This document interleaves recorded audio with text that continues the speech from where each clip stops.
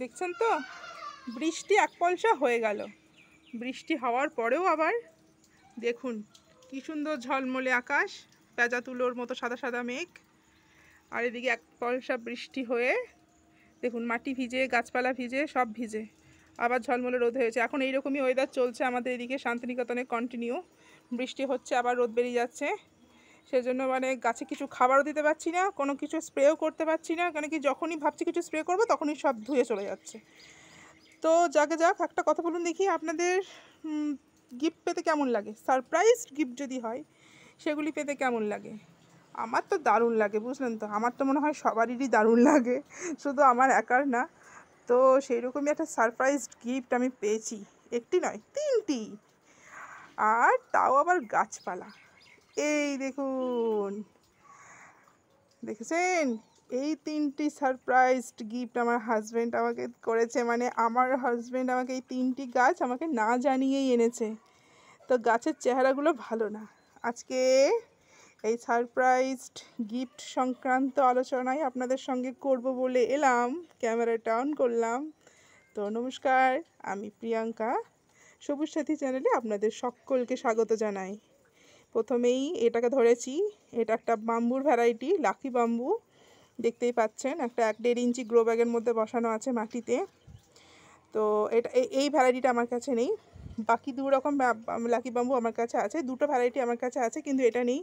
এটা নিয়ে 3 নম্বর ভ্যারাইটি হলো, একদম ডার্ক গ্রিনের সঙ্গে হোয়াইট কম্বিনেশন, মানে ভ্যারিগেটেডের মতো অনেকটা, কিন্তু এটা ভ্যারিগেটেড নয়, এটা এরকমই কালারটা পাতার, খুবই সুন্দর। এটা একটা বাম্বু। আচ্ছা, তারপরে হচ্ছে এই যে এটা হচ্ছে যতদূর সম্ভব, গাছটাকে দেখে মনে হচ্ছে এটা আমার কাছে নেই, বুঝলেন তো। এটা একটু লতানো প্রকৃতির গাছ, মানে লতিয়ে লতিয়ে যায়। তো এটা হচ্ছে কী বলে ওটাকে, ফিলোডেনড্রন। হ্যাঁ, ফিলোডেনড্রনেরই একটা ভ্যারাইটি বোধ হয়, ফিলোডেনড্রন, বুঝলেন তো। তো এটার আর একটা ভালো ব্যাপার হচ্ছে, এই দেখুন পাশ দিয়ে না আরও বেবি প্ল্যান্ট আছে দুটো, এই একটা আর এটা হচ্ছে, এটাও একটা গাছ, যাই হোক এই পাশ দিয়ে আরও দুটো বেবি প্ল্যান্ট উঠেছে। এটা ফিলোডেনড্রনের একটা ভ্যারাইটি। তো বেশ ভালো, এটা আমার কাছে নেই। তো নেই বলে আরও বেশি ভালো লাগছে, যদি থাকা গাছ আবার নিয়ে চলে আসে তাহলে ভালো লাগে না, নেই বলে আরও বেশি ভালো লাগছে। এই একটা, আর একটা দেখায়, এই দেখুন এই একটি পাতা, এটা আমি জানি না এই পাতাটা, মানে বুঝতে পারছি না, এটা অনেকটা অনেকটা আবার লাল লাগছে, আবার একটু সাদা সাদাও ব্যাপার আছে ভ্যারিগেটেডের মতো। এই পাতাটাকে দেখে আপনারা বলুন দেখি এটা কি গাছ, যদি নামটা কেউ বলতে পারেন কমেন্টে খুব ভালোই হয়, বিকজ আমি এই পাতাটির নাম জানি না। তবে আমার হাজব্যান্ড এনেছে, অ্যাকচুয়ালি স্কুল থেকে ফেরার পথে ও কোনো একজন কারোর কাছ থেকে শুনেছিল স্কুলে যে একটা নার্সারি আছে আমাদের বাড়ি থেকে খুব একটা বেশি দূর নয়, তো সেখানে নাকি এখন এই বর্ষা চলছে বলে একটু কম দামে কিছু পাতাবাহার গাছ বিক্রি করছে। তো সেটা শুনে তো আমার কর্তা একদম চটজলদি ছুট দিয়েছে। তো আমি জানিই না, ও বাড়ি আসার পথে এই তিনটি গাছ এনেছে, খুব একটা বেশি দাম পড়েনি, কম দামের মধ্যেই নিয়ে এসেছে। তো দেখে বুঝতেই পারছেন যেমন কম দাম সেরকম কোয়ালিটি, কোয়ালিটি খুব একটা ভালো না, কিন্তু এগুলোকে যদি যত্ন আত্তি করে দেখি যদি কোনোভাবে বাঁচানো যায়, তবে আমার তো বেশ ভালোই লাগছে, বুঝলেন তো। গাছপালা পেলে আবার কান্না ভালো লাগে বলুন, আমরা যারা গাছ ভালোবাসি আমার এতেই আনন্দ, আমি ভীষণ খুশি হয়েছি।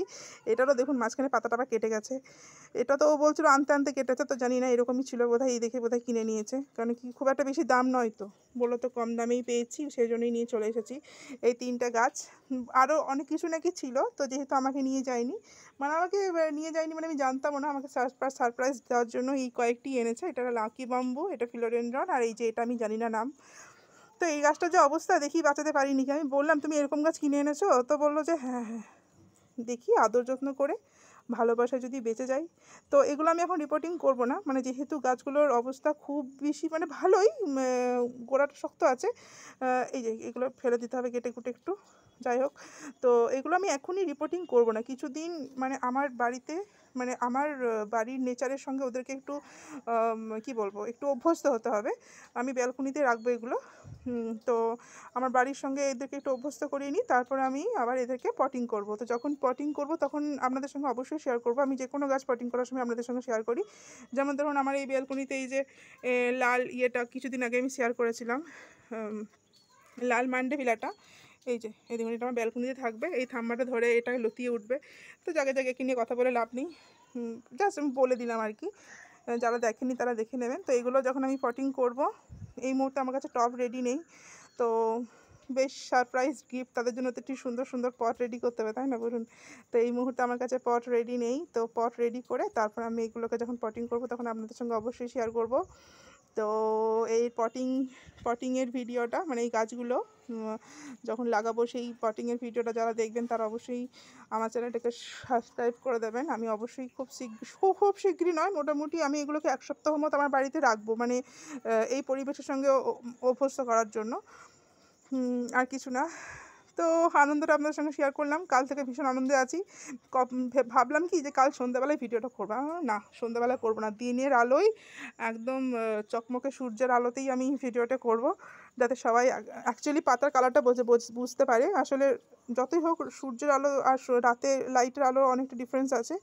তো লাইটের আলো অতটা যদি বুঝতে না পারেন সেই জন্যই আমি দিনের বেলাতেই ভিডিওটা করলাম। কালকে আমি পেয়েছি, বুঝলেন তো, মানে এগুলো হাতে কালকে আমার হাজব্যান্ড এনেছে। তো আমি আজকে সেজন্য আপনাদের সঙ্গে ভিডিওটা শেয়ার করলাম। কেমন লাগলো জানাবেন, হ্যাঁ? যদি ভালো লেগে থাকে তাহলে অবশ্যই লাইক করে দেবেন। আর এরকম নতুন নতুন ভিডিও পেতে আমার চ্যানেলটা অবশ্যই সাবস্ক্রাইব করে দেবেন। আজকে এই পর্যন্তই, ভালো থাকবেন সবাই, নমস্কার।